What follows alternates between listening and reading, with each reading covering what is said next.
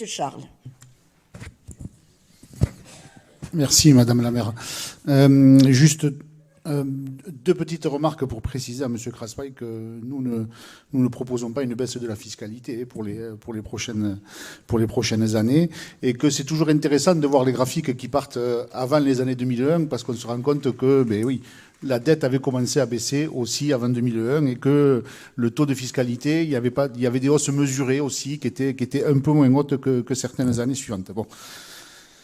Notre groupe votera, le groupe TCES votera sans surprise contre ce budget. Plus que les autres années, ce budget ressemble comme deux gouttes d'eau au budget précédent. Vous avez repris les mêmes prévisions pour bon nombre de lignes budgétaires, et nous nous sommes longuement exprimés lors du débat d'orientation budgétaire, et nous avions pointé nos désaccords avec les orientations présentées. Nous l'avons rappelé chaque année, pour notre groupe, un budget municipal devrait permettre d'engager un chemin pour répondre aux urgences sociales, démocratiques et écologiques. Dans la période actuelle, faite d'incertitudes politiques tant nationales qu'internationales, ces questions touchent tous les Français, et en premier lieu les plus démunis d'entre eux. Avec un taux important de la population vivant sous le seuil de pauvreté, 26% dans notre ville, ce qui représente tout de même plus de 10 000 personnes, avec le Secours populaire qui est obligé d'ouvrir une permanence hebdomadaire depuis 2020 sur le site universitaire, les Tarbaises et les Tarbais sont touchés de plein fouet. Le budget présenté ici ce soir ne protégera pas nos concitoyens devant ces défis majeurs qui se présentent à eux. Une nouvelle fois, ce budget se préoccupe avant tout de la ville, de sa voirie et de ses façades, mais ne se préoccupe pas ou peu de ses habitants. Un budget municipal est avant tout le résultat de choix politiques, et son vote permet de délimiter des majorités. On pourrait avoir tendance à l'oublier. Les différentes contraintes qui s'imposent lors de la préparation du budget pourraient laisser croire que nous n'avons plus de marge de manœuvre, que les choix sont imposés et que nous constituerions une sorte de budget technique pour lequel les grandes orientations nous seraient imposées par les différentes politiques nationales. Nous reconnaissons bien évidemment les conséquences des politiques publiques sur un budget municipal, mais nous voyons aussi à travers ce budget les marges de manœuvre possibles et les choix politiques qui le sous-tendent. Et encore une fois, c'est parce que nous ne partageons pas ces choix politiques que nous voterons contre ce budget. Vous faites le choix, par exemple, de garder un niveau élevé d'investissement, même s'il est en légère baisse, entre 15 et 20 millions d'euros.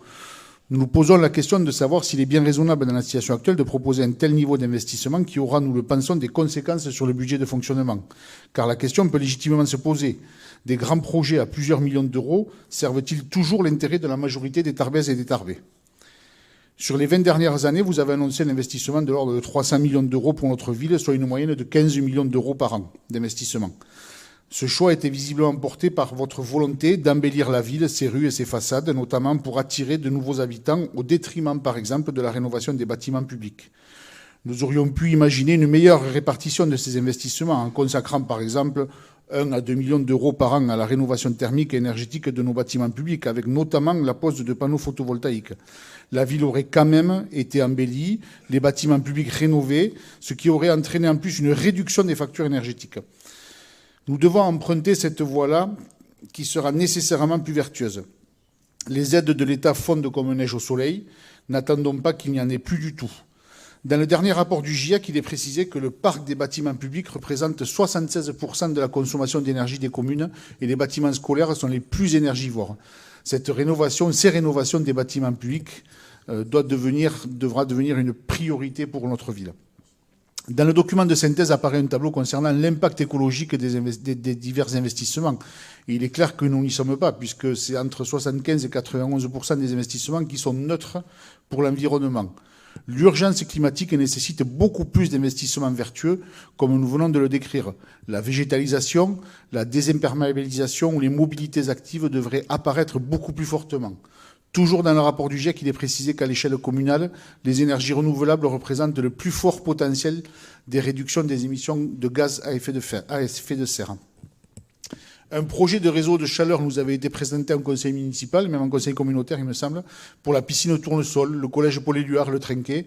Il semble avoir complètement disparu des radars. Nous souhaiterions savoir ce que ce projet est devenu.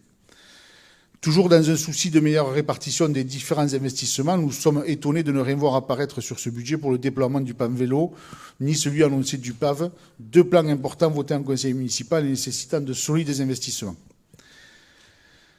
Dans ce même document de synthèse, un autre diagramme est édifiant, celui sur la répartition pluriannuelle des investissements selon les domaines. On voit que depuis au moins 2022, la très grande majorité des investissements est captée par la voirie ou les aménagements au détriment de l'action sociale, du scolaire, de l'environnement ou de l'action économique. Cela montre un déséquilibre majeur entre les dépenses pour la ville versus celles pour ses habitants. Pour cette année, nous aurions pu choisir un investissement légèrement en retrait, ce qui aurait permis d'engager des travaux nécessaires tout en ne pénalisant pas le budget de fonctionnement, car les marges de manœuvre existent. L'épargne de gestion représente autour un peu plus de 8 millions d'euros. De l'autre côté, l'endettement de la ville coûte, entre guillemets, 7 millions à la collectivité. Peut-être pourrions-nous, lorsqu'une baisse des taux d'intérêt le permettra, j'ai bien écouté ce que vous aviez dit lors du débat d'orientation budgétaire, renégocier les termes de cette dette afin que cela pèse moins sur notre budget communal. Nous ne refusons pas des emprunts nouveaux et nous sommes parfaitement conscients que la dépense publique en investissement ne peut se faire qu'avec un recours maîtrisé à l'emprunt. Mais de notre côté, il faut éviter que la dette ne plombe trop le budget et paralyse les initiatives. Ce niveau d'épargne de gestion devrait permettre de faire respirer le budget de fonctionnement. Ce budget est de plus en plus contraint et nous craignons qu'à l'avenir, si la même trajectoire est suivie, nous commencions à nous attaquer à la qualité des services que nous devons rendre à nos citoyens. Nous pourrions par exemple augmenter les subventions pour certaines associations sociales ou culturelles. Quand on voit la répartition effectivement des dotations aux différentes associations, on voit que les associations sportives sont surreprésentées par rapport aux associations culturelles ou de solidarité. Pour développer le service public de la mairie, nous pourrions embaucher dans les secteurs sous tension, les services techniques, la jeunesse, la restauration collective, ou pour développer de nouvelles missions comme au CCAS par exemple. Nous devrions, dans le même ordre d'idées, mettre en place un plan de résorption de la précarité dans notre collectivité. Le recrutement d'agents techniques permettrait de faire fin à une externalisation qui, au bout du processus, coûte plus cher à la collectivité. On pourra toujours nous rétorquer que nous ne pouvons pas recruter, que nous n'en avons pas les moyens. L'année dernière, vous avez annoncé lors du débat d'orientation budgétaire que nous étions passés de 2 policiers municipaux en 2001 à 34 aujourd'hui, à 36 dès cette année et 40 à venir d'après ce que j'ai compris. Personne ne s'est offusqué de ces créations de postes d'agents municipaux. Nous pensons que nous pouvons soutenir le recrutement d'agents municipaux pour la mairie en répartissant mieux ce recrutement entre les différents services en difficulté. Une autre respiration possible pour le budget de fonctionnement serait l'utilisation de la taxe sur les logements vacants. Cette taxe est importante, représente un peu plus d'1 million d'euros par an. Il faudra sans doute l'optimiser. Nous savons qu'un travail, nous l'avons vu en commission, dans ce sens est en cours avec la DGFiP. Nous pourrions utiliser ces recettes pour la rénovation d'appartements, notamment ceux qui appartiennent à la ville et qui sont aujourd'hui vacants. On pourrait ainsi les proposer de nouveau à la location, notamment envers les employés municipaux qui ont du mal à se loger sur Tarbes, et à terme, des loyers entrent et de nouveaux habitants arrivent. Nous pourrions aussi mener une réflexion sur le rachat par la préemption de locaux commerciaux afin de les proposer à des loyers abordables. Nous favoriserions ainsi l'installation de nouveaux commerces et pourrions être à l'origine d'une spirale vertueuse et de baisse des loyers commerciaux qui restent, d'après un avis largement partagé, trop élevés pour nos commerces de centre-ville. La défense de nos services publics passe aussi par la gratuité réelle de l'école, la gratuité des fournitures scolaires et l'accès à 3 spectacles par an, par exemple, pour l'ensemble des élèves tarbais représenterait moins de 250 000 euros par an. Lors du débat d'orientation budgétaire, nous avons vu que l'installation de nouvelles caméras de surveillance coûterait 300 000 euros. C'est là aussi une question de choix politique. Puisque nous parlons de l'école, nous souhaitions revenir rapidement sur le financement des écoles privées. Vous vous étiez engagé lors d'un précédent débat d'orientation budgétaire à mener une réflexion sur ce financement visant à établir des critères transparents et partagés. Nous aimerions être informés des résultats de cette réflexion si elle a eu lieu. Puisque nous avons évoqué les services publics, nous terminerons ce propos en évoquant l'hôpital et le commissariat de Tarbes.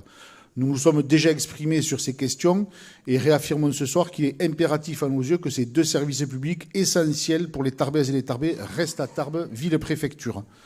Nous privilégions donc une rénovation de l'hôpital actuel plutôt qu'un déménagement hors de Tarbes, à Lannes, et en conséquence une fermeture et une gestion compliquée d'une nouvelle friche. En mars 2025, il y a presque un an, nous évoquions la possibilité pour un nouveau commissariat de s'installer sur le site de l'Arsenal. Depuis, de nombreux candidats ont repris cette idée.